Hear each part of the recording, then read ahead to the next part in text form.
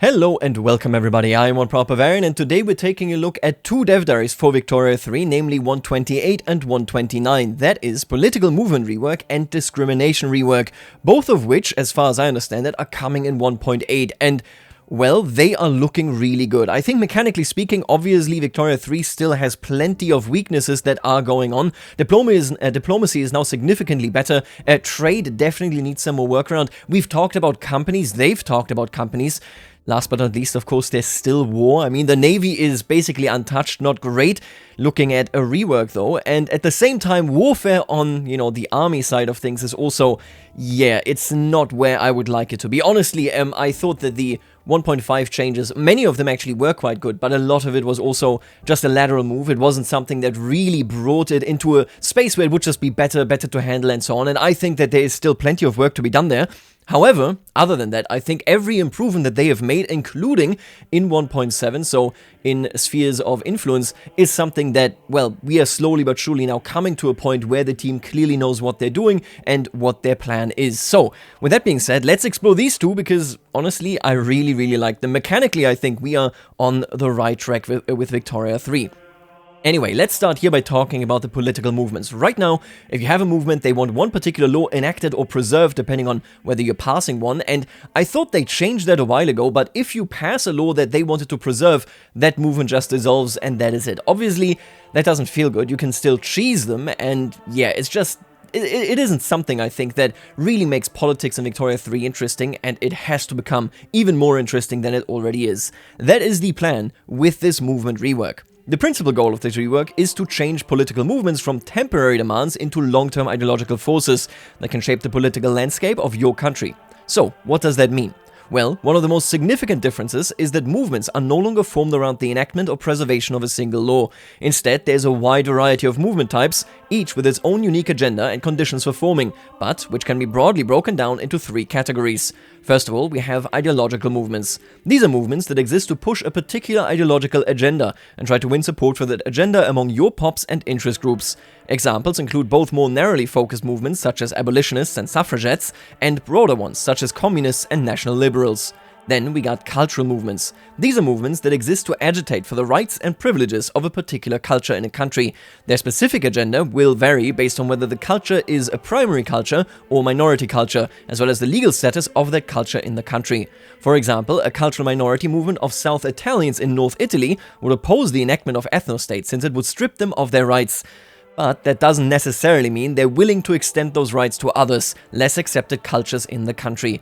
And then last but not least, we have religious movements, very similar to cultural movements, but for religions. All of this really sounds like the initial vision that they had for interest groups. This was talked about only quite scarcely towards the early days of Victoria 3. Originally, it seems that interest groups, I think I actually heard about this at PDXCon 2022, which is now quite some time ago, but originally they wanted interest groups to rise and fall, to be something that could just be temporary, that has an interest, and then if a different interest group pulls all the people from this one, they become marginalized and other interest groups rise up. As I understand it, it just wasn't fun. Like, people weren't really connected to any of the interest groups. They weren't really able to tell who is friend and who is foe because they would just rise and fall that steadily. When I take a look at a current approach that exists in the modding sphere, not in the actual game, I will say the Better Politics mod does quite a lot of this because they have institutions and they have ideological interest groups. And I actually like that. That mod really grew on me. I was very hesitant initially, like a year ago, because, well, that mod basically just adds so many interest groups that you lose sight of what is going on. And I think that still kind of happens, but they have some really good UX people on their project, and it's cool. It's pretty neat to, for example, see the communists or the different variances of modern reactionaries, right? To see them rise and fall and to see that as an impactful thing because it comes with journal entries and so on. While that isn't what they're doing now here with the movements, the move towards rise and fall, and I actually feel like I'm fighting this kind of established movement now, that is definitely something that I'm looking forward to. Like I said, the preserve and indeed pass kind of movements, well, they mostly exist so that you can generate loyalists right now, right? So seeing this is definitely a great thing. We see an example right here. This is the pro-slavery movement in the United States that is largely composed of Dixie Pops and has wide-reaching influence in multiple interest groups. Let's take a look. Property Rights Preservation Movement, the PPPM. Movement in United States of America support relevant 15%, so 15% of the political power, I believe, are supporting this, but currently there is no radicalism because you haven't really done anything. The ideologies are Slaver and Jacksonian Democrats, so those are the ideologies that they favor.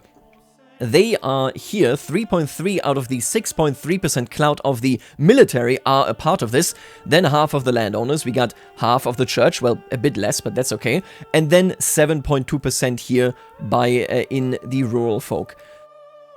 Man, I really hope, and I doubt that they're gonna rework that, just because it's like, it's not in a good state. But the American Civil War in almost every aspect is not in a good state.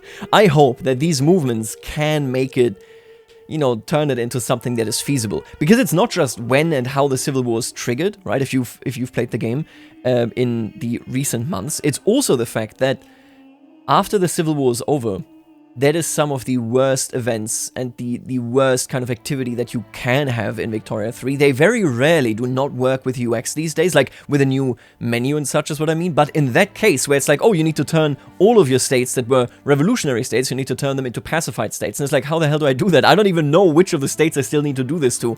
It's a real hellscape. It's much more CK3-like, I almost feel like. CK3 very rarely really works with like extensive UX reworks. They mostly just work with the, you know, left and right side windows that you already have as they exist. But basically my point being, I hope that if this addresses how this Civil War spawns, that we also get like a revamp of just how those events work. I understand where they were coming from there, but right now it doesn't work that way. Anyway, the point here being, this movement exists the entire time. It is almost like another purely domestic-oriented lobby, right? If we really think about this. This is supported by the population instead of the interest groups directly. And this population now tries to lobby from the street to where it can go, and that then of course impacts the interest groups as well. As before, movements have support and radicalism. Previously, both of these numbers could be a little fuzzy in exactly what they represented, so we've changed them into straight percentages between 0 and 100%, where 50% means that, well, half of your country stands behind the movement. I wonder whether that is political power or the actual physical 50%. Support is currently calculated from two parts of roughly equal importance: popular support and military support. The former is a straightforward calculation of the number of individuals in your country that are part of the movement. So in a country of 1 million, a movement backed by 100,000 would have a popular support of 10%. That's interesting. So the political power doesn't actually impact this at all. Military support is a little more complex and is currently calculated by the fraction of soldiers and officer political strength that are part of the movement, representing the fact that officers tend to have a greater sway on military side-taking than mere enlisted men. We are also looking into ways to tie generals directly into movements and have this impact their military support. All of this plays an important role if a movement escalates into a civil war, but more on that later. I'm so curious about this. Next week is civil war. They already announced this now in the Discrimination dev diary. I am so apprehensive to the idea of generals as they currently are actually impacting it. I wonder what they did when it comes to the civil war, right? But my apprehension comes from the fact that it is one of the most, I think, well-known exploits to either have no generals or to really put in generals that you favor, you know, from that interest group, even if you don't need them, even if it's a waste of time. Until we have a much more regulated amount of generals, a much more regulated amount of political power that generals can have, I am hesitant to see this as a good thing. I like that it much more relies on the population. I would really like it if the military the higher up commands could have a really big impact on movements, on interest groups and so on, but I think it just needs more structure. Anyway, so how do movements gain the support of pops? Very much like interest groups, they now have an attraction weight, which depends completely on the type of nature of the movement. The abolitionist movement, for instance, might have an outsized attraction on literate pops of certain professions, but also would tend to attract more pops from religions whose scripture and traditions take an anti-slavery stance than from ones which tacitly or overtly approve of it. This attraction weight competes with the attraction weight of all other movements in your country, as individuals can only be part of a single movement at a time. I do like that. Makes it very transparent what is going on. Mind you, it's individuals, so members of a pop, right? A pop that has 1,000 population can also be a part of several interest groups, but each member of that pop can only be a part of one. To ensure that this doesn't mean you end up with 20 tiny and fragmented movements, we're planning to have a system of initial enthusiasm, where new movements start with a boost to their attraction which fades over time, and are eventually supplanted entirely by the next shiny new thing. I love that. That is really good. You're guaranteeing that you're going to see some structure. You can basically survive the storm, if you will, right? That is the whole idea. And it has always been the whole idea, if you think about it. The nihilism journal entry, the stuff about communism, right? All of that stuff that you get there is destined or is designed to bring you into a situation where you can weather the storm, where that can work out. It's just, since it's a journal entry, it's not really mechanically driven. I mean, it is, but the journal entry decides when things start and end rather than pure mechanics. It always kind of feels easy to overcome. I hope that this will make it so that you really are going, oh yeah, my country is changing, my population does not at all care about the stuff from 30 years ago anymore, they now have new, interesting topics. That would be the best kind of outcome here, and I think the initial enthusiasm there, that means a new movement spawns and then takes over, I think that sounds about right. It's worth noting that we may end up only applying this to ideological movements, as it doesn't necessarily make sense that your pops would stop caring about their right to worship freely just because the positivist movement is taking off. Before we move on, it's also worth noting that just like with interest groups, pop support for movements isn't something that instantly changes overnight. Even if a movement is created with a massive attraction weight, it will take some time for it to pick supporters up from other movements.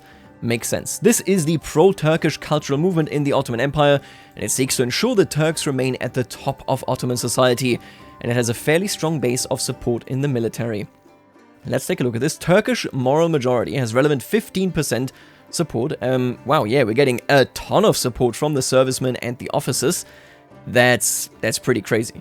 Not a lot of people care. Oh, that is actually pretty crazy, right? Because in that sense, it does kind of take the political power, except not literally, it just assumes political power for the military, which makes a lot of sense for Civil War stuff, which this clearly is. But that is interesting. Can I have a movement that only rich people support then, and the army doesn't? Because let's say rich people make up like 5%, and every last one joins this movement, that leaves us here with 5%. The dominating factor would be down there, right? I assume that the idea is that rich people are already represented enough in either the landowners, the petite bourgeoisie, or of course the industrialists. I can see this make sense. You don't need them to be strong in these movements. It doesn't matter at all, because they are already overrepresented in the interest groups. So from that point of view, okay, fair enough. I actually, yeah, after thinking about it, this makes perfect sense. Anyway, movements have a level of radicalism which will go up or down over time, based on how much they perceive the current status quo and government's actions to make their match their overarching goals. Depending on their level of radicalism, movements will be in one of 4 levels of activity. Passive. Movements with very low radicalism are passive. They don't do anything. All they do is influence other interest group leaders. You're going to see that in a bit. Agitating. The next step up from passive, agitating movements will influence the enactment chances of laws that they support or oppose. Then we got protesting. Protesting movements have a greater impact on the enactment chance of their supported and opposed laws compared to agitating movements, but also steadily turn their supporters into radicals over time. So these, actually protesting, is basically what we currently have, right? We don't have any movements that don't radicalize people. This is this one. Then rioting is basically when we lead up to the Civil War, of course, like very radical movements. And all of these, like the passive one, didn't really even exist. Rioting, the highest level of radicalism. Rioting movements will rapidly radicalize their supporters and may take their level of activity one step further by igniting a civil war. Again, what that looks like, I am super curious. Ages ago, in the Victoria 3 Discord, Mikael Andersson said, obviously there's an issue right now. If you have a civil war, your capital will always stay with you, which means if you concentrate barracks in that capital, you will always win the civil war, right? That much is clear, that much is very easy to see. And I'm pretty sure they were talking about potentially splitting the capital as well. I wonder whether they are generally going to do more state splitting during a civil war to allow for borders that don't just destroy one or the other. Right now, I think balancing of civil wars is relatively off. You will largely just see civil wars that are a foregone conclusion because only the capital doesn't rebel. That is even true for like AI countries. If it was more interesting in terms of like how many people actually do rebel about this, I think there was more that you could do. Austria is a great example as well. Everything but Vienna rebels every time. The way I see this, it would be nice if we saw more splits and it was more sensible, and if a civil war that ends in that type of situation basically just ended in capitulation by the government. I mean, right, that would be over. Anyway, no idea what they're changing with civil wars. I'm super excited for it though. What all this means is that movement radicalism is no longer purely a negative thing, at least not when a movement's goals align with yours. If you work too hard at keeping everyone happy, you may find it difficult to push through any radical changes that aren't backed by your dominant interest groups.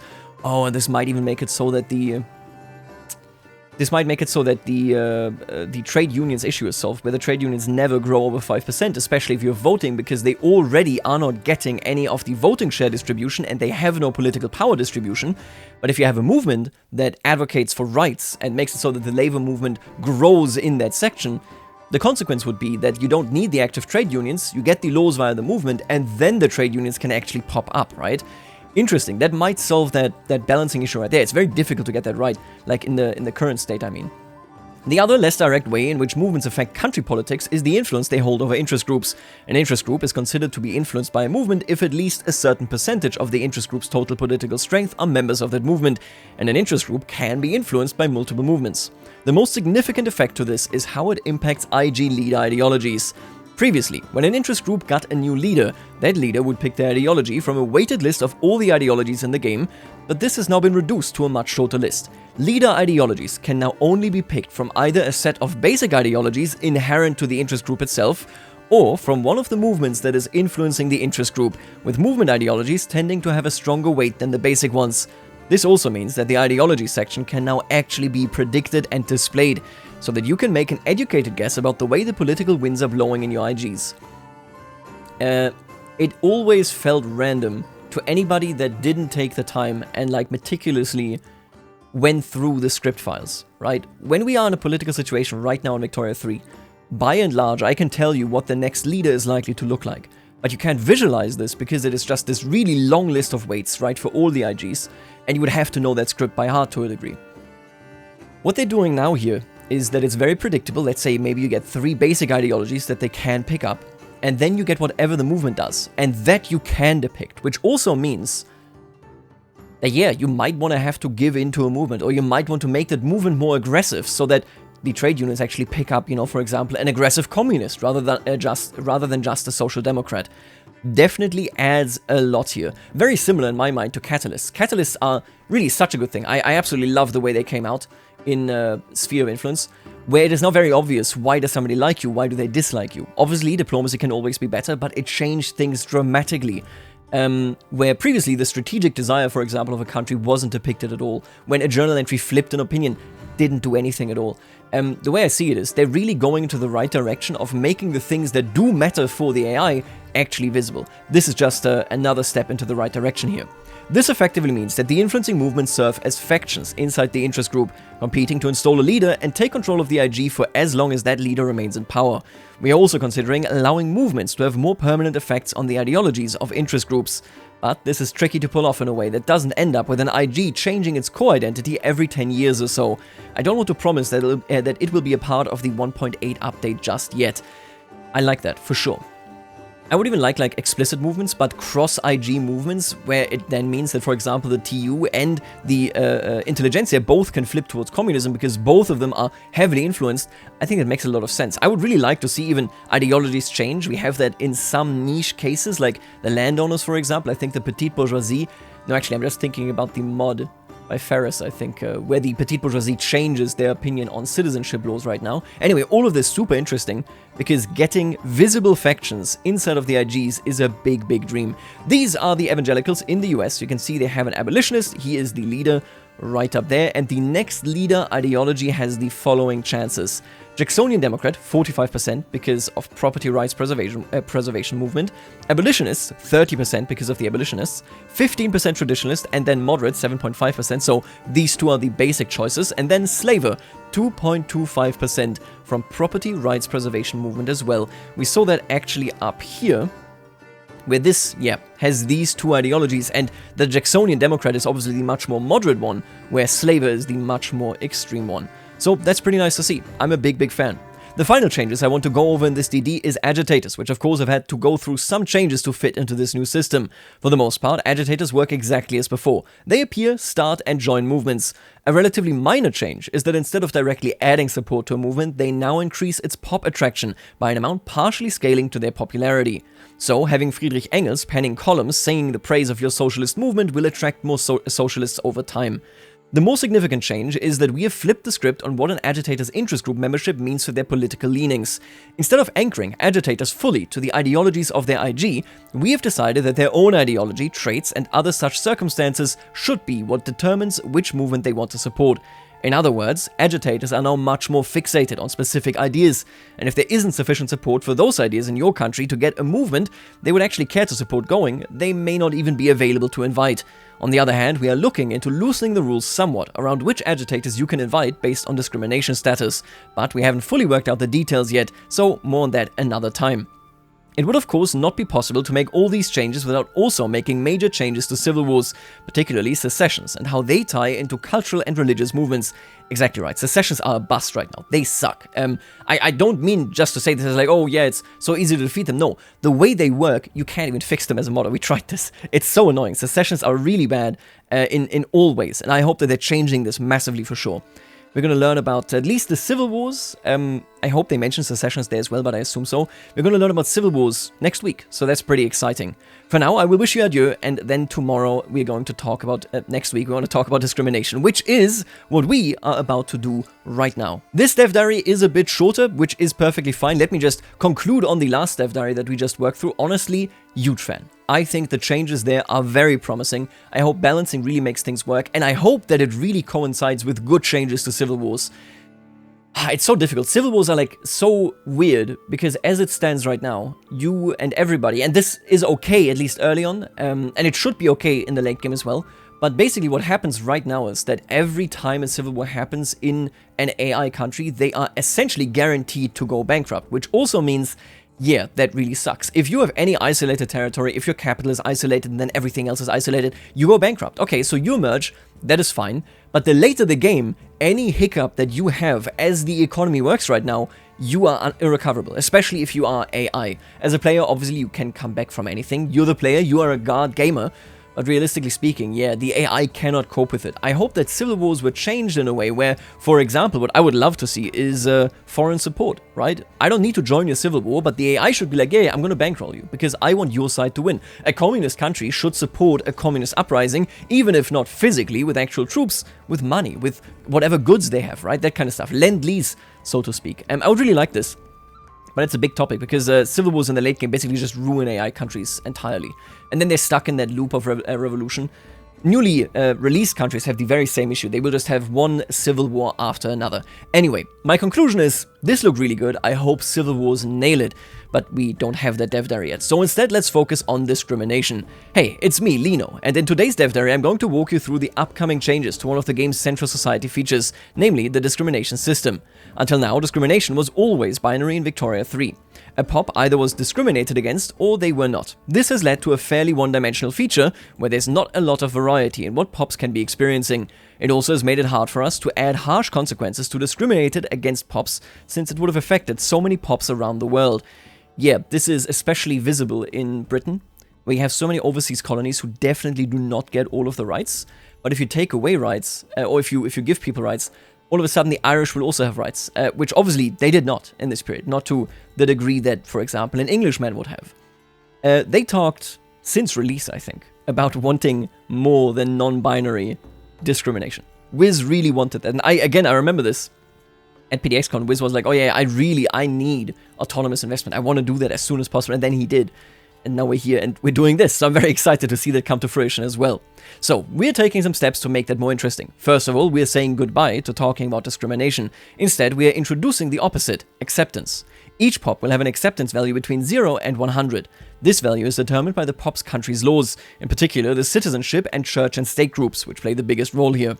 There are other laws that will have an impact, but we are going to talk about those in a later dev diary. You can see it right here, national supremacy gives plus 10 acceptance from culture, plus 25 from cultural traits, 50 heritage traits, and then 75 if you meet both heritage and cultural. If you are, of course, primary culture, then you are just fully accepted.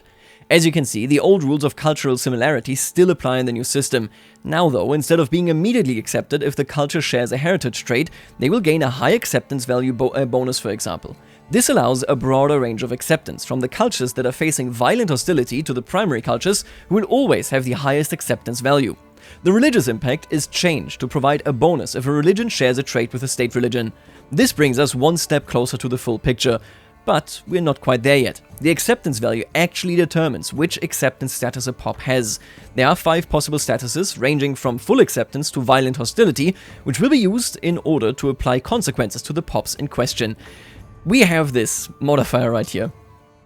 I believe this is like a list of law effects, right? Whatever law you pass. You see, assimilation works in the cultural erasure, open prejudice, and second-rate citizen acceptance status, which I assume might be for national supremacy. Like, this might be what national supremacy does. Then we got assimilation for pops. Yep, okay, so this is how that works. You get radicalism, you get loyalism, political strength is, of course, also impacted. It gives voting rights to certain pops, which means this will directly impact whether they can vote as well. Right now, if you're discriminated, you just can't vote. That's just the way it is. Monthly qualifications advancement for pops go down as well, and so on. Allows work in government buildings for pops in the open. This is so interesting to me. So this does it for all of them. Oh yeah. Ethnostates can't run administration unless they're run by their own culture. That makes perfect sense. That is interesting. Huh.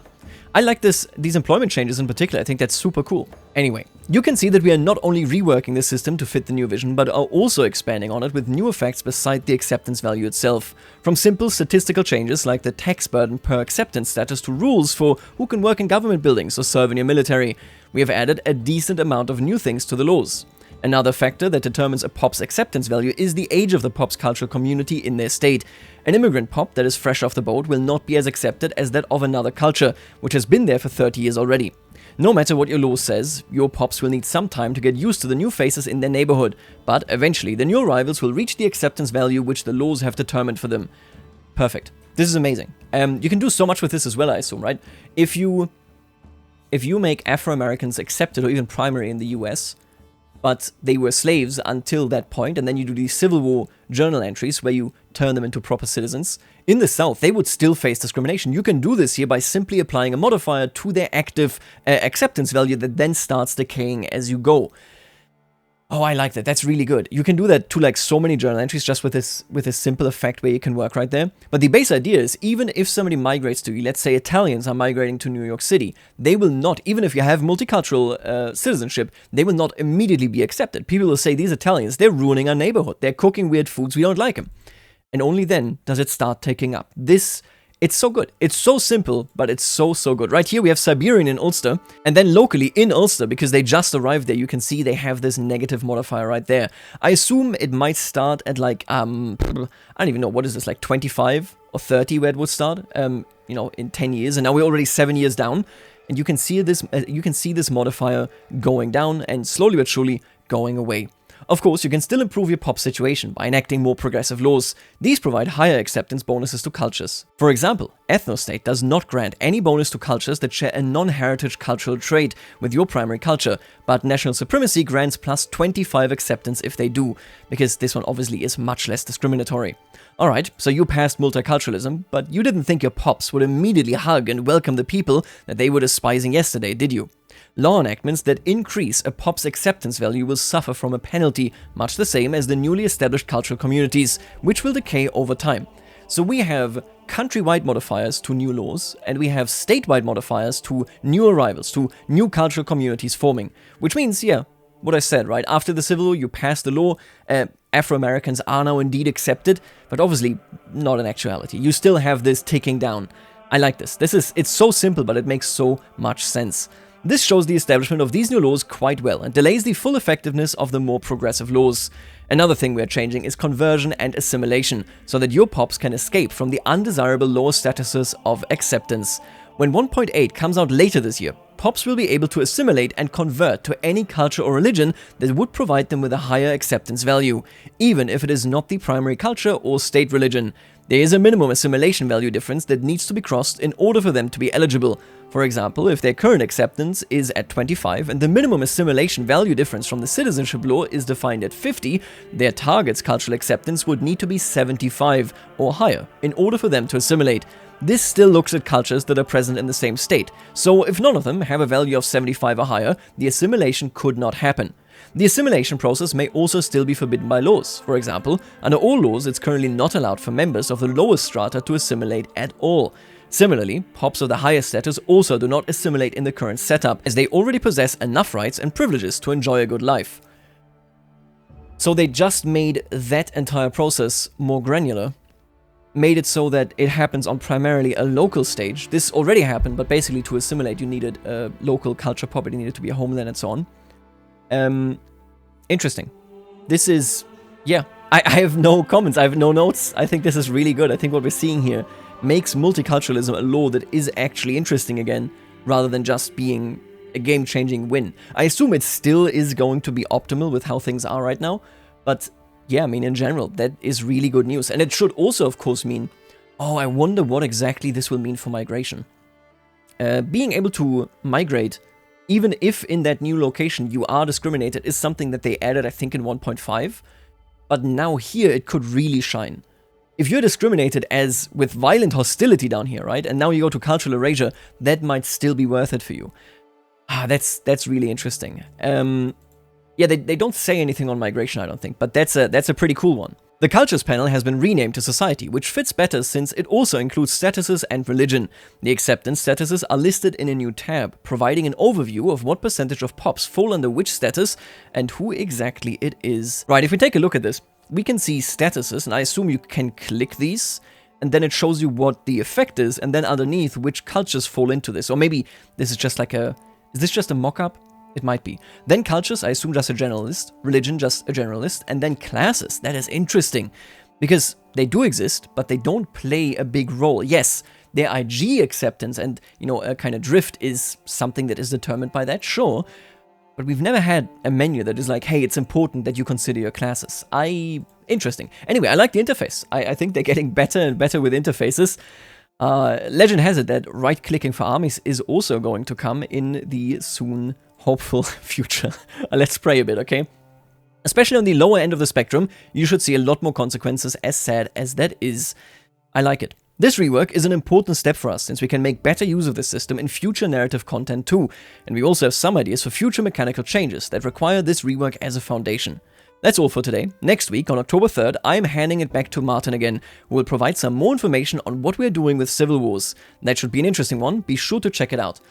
I am super eager to see that. That is a big one for me. Civil Wars right now, I think they still even have that bug where, like, any IG that wasn't a Civil War, if you're voting, never comes back. I'm pretty sure I've experienced this patch. I'm pretty sure I've had friends complain about it this patch. Anyway, discrimination sounds really good. Oh well, now it's called acceptance, I guess. The granularity that you have here, both on the local level and the national level, but also on the actual status of discrimination, is super cool. I'm really looking forward to this one. I just hope that it's going to be balanced. If all empires that are like discriminating just instantly collapse, that would obviously suck like a lot. I'm also concerned. Yeah, I'm concerned by the fact that if you have modifiers on all states based on their cultural communities that are ticking down and decaying, and if a new cultural community exists, then there's a new tick down and decaying and yada yada yada. Is that going to slow down the game? Are we gonna see a performance drop? Listen, right now, I have a 7800 X3D, so a Ryzen processor. I have very few complaints, but you shouldn't have to own the best processor for Paradox games to have very few complaints about performance in Victoria 3, right? So let's hope that this won't have a performance impact, but other than that, I'm super positive about all this. I'm looking forward to these changes, thinking that it's going to make the Austrians, the Russians, it's going to make the British so much more interesting to play, and even migration nations like Brazil, like Argentina, like of course the United States, they are going to have such an interesting new dynamic there, to new arrivals not just instantly being accepted and just becoming Yankees. Super interesting stuff. Let me know what you think, and I'm very hopeful about the mechanical prowess currently of the Victoria 3 team. I will see you later, Alligator